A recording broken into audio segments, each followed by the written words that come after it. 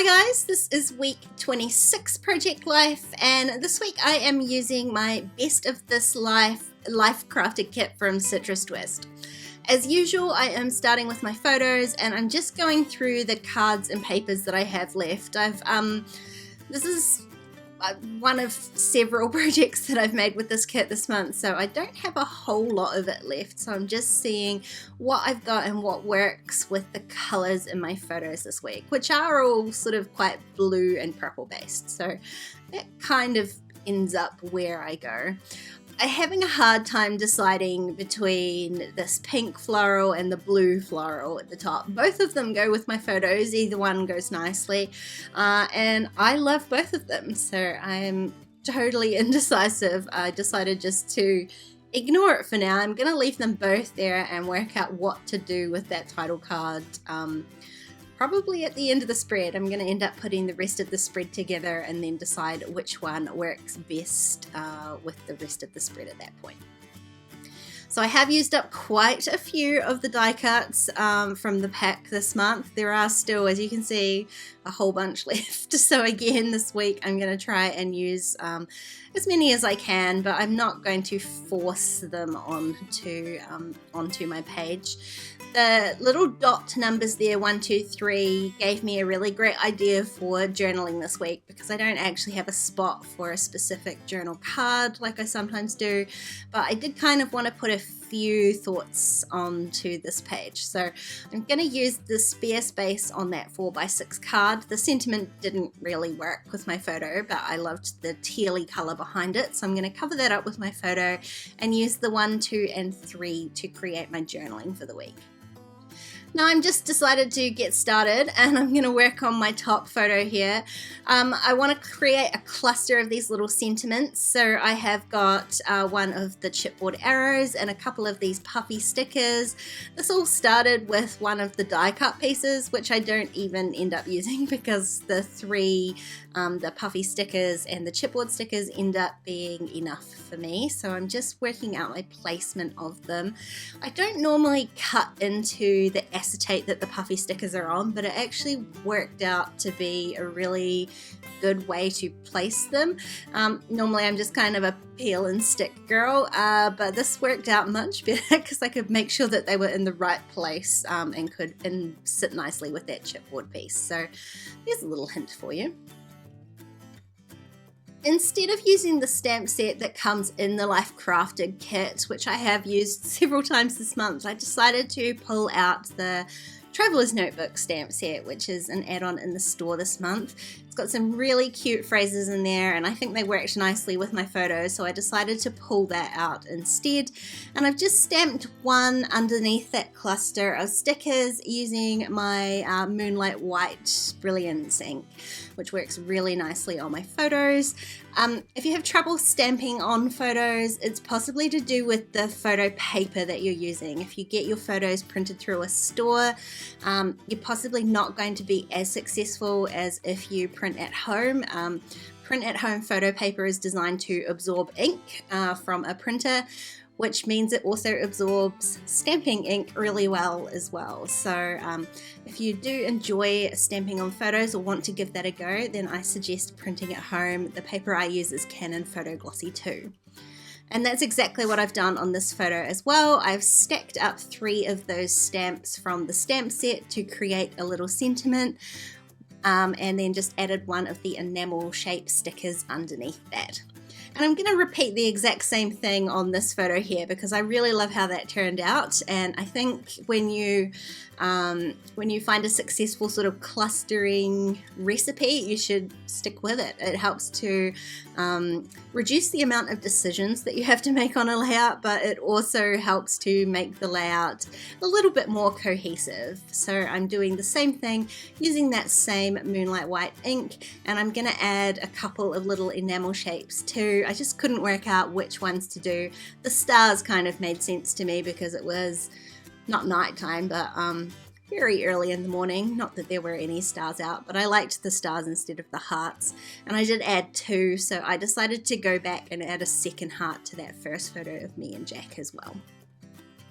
So not identical, you can see they're not exactly the same thing, but they are very similar, and I like the way that that makes the photos look a little bit more cohesive. Now I have pulled out this, it looks like a 4x6 card, but it's actually the leftover piece of 6x8 paper from the kit, a black and white stripe, which I really love a basic like that.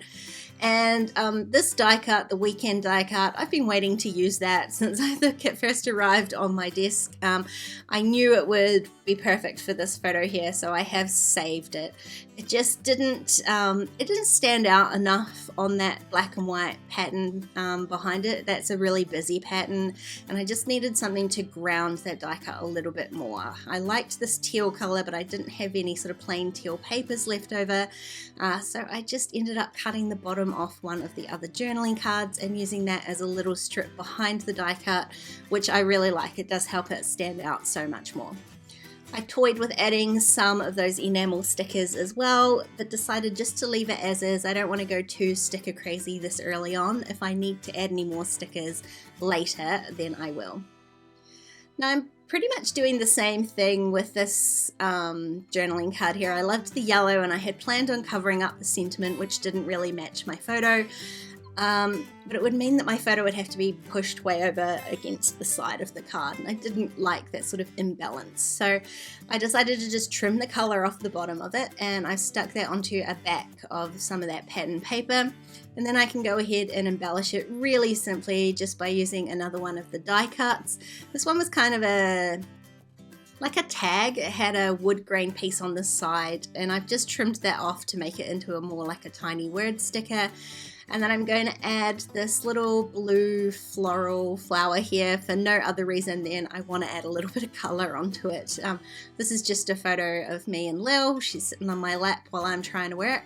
Trying being the operative word here because it's very hard to work with a little dog on your lap. But it just needed a bit of color. It's a terrible photo, so I had converted it to black and white before I printed it. And so the blue just helps to add a little bit more color. And just to fill in that space at the bottom of the card, I did add another one of those sentiments from that same Traveler's Notebook stamp set. Now these were the alphas in the kit this month, and as you can see, I've used all of the useful letters, E's. 3 E's, all gone.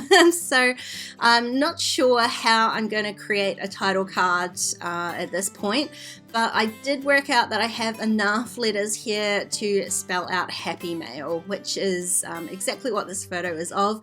Not happy mail that I received, but happy mail that I was sending out. So huge pile of mail on my desk there for all my patrons, and luckily enough, spelling out happy mail doesn't require any ease at all. I pushed all those letters out of the chipboard, and that's the easiest way I found to work with them. It takes the backing paper with them, which means I can shuffle them around and work out the best placement for them before I have to go ahead and commit to sticking them down. Especially when sticking them straight onto photo paper like this, especially my photo paper, I find it almost impossible to lift alphas or stickers off photos once they're stuck down. Papers tend to be a little bit easier, but this way I could work out that I don't have to have 2 lines of text. I can fit this all across the bottom, which I really like. So I'm starting from the right and putting down happy, mail, and then going back to the left and starting again and spelling out happy. Definitely made easier with my tweezers. I never remember to pull them out, and I'm always struggling to place alphas like this, so I was happy to have remembered that. What I'm hoping for is a gap in the middle here so that I can add a little heart sticker just to add a bit of colour, because otherwise this card is going to be very, very neutral indeed compared to the rest of the spread. Now again, you can see I still have not got any ideas for the title card, so I'm going to work on the last card here that I've got, which is going to end up becoming my sort of journaling card. I'm going to do my journaling on my typewriter, which does make things a little bit more tricky, I guess. You can see here I'm just using a really light pencil line to map out where all the die cuts and the photos are going to go, and then I'm just adding a little bit of adhesive to the back of the card so that I can run that through my typewriter. Then once I get that back, I'm adding a little bit of washi tape on top of that glue just to make sure it's not sticky anymore, so it will slip into my pocket nice and easy. And then I'm going to erase the pencil lines and stick everything down. All of this, of course, would be totally superfluous if you were just going to handwrite your journaling, which definitely would be the easier option. I just really love how typewritten journaling looks, especially compared to how much I dislike how my handwriting looks. Plus, because a lot of the Citrus Twist sentiments are usually in a typewriter font, it kind of just matches really nicely, so everything works cohesively together. I realized that I had missed out one of the sentiment stamps. I wanted to stamp onto this photo above the Happy Mail here, so I'm just going to quickly add that in. And now I've really got no choice. I've got to work on this title card. I've got to work out what I'm going to do. And at this point, I still don't know. The bigger problem that I've got is that I don't have any alphas left to spell out my title. I've got no W's, I've got one K and no E's. There's also no numerals in this set, so I'm going to have to spell out 26. And I'm still not sure how to do that. So I turned the camera off for a little bit and pushed out all the rest of the letters because I figured the only way that this was going to work is I was going to have to use these as a stencil. So I grabbed one of the spare papers that I've got. I decided to test out my theory rather than just dive straight in and make a mess of the pattern papers that I cannot replace. So I'm just using a pencil. I started in the middle because my initial idea was to spell out week 26 like centered on a 4x6 card, so that's what I did.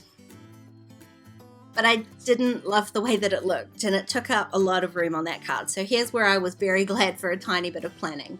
I just chopped those words out so that I could place them on here and work out a better placement than what I had. And it's here that I realized I can fit 26 on one line. So I think that's what I'm going to do. And I've decided that my initial thought was to just trace the letters like a stencil like this, and then maybe go over my pencil lines with pen and just hand draw the letters, which I totally could have.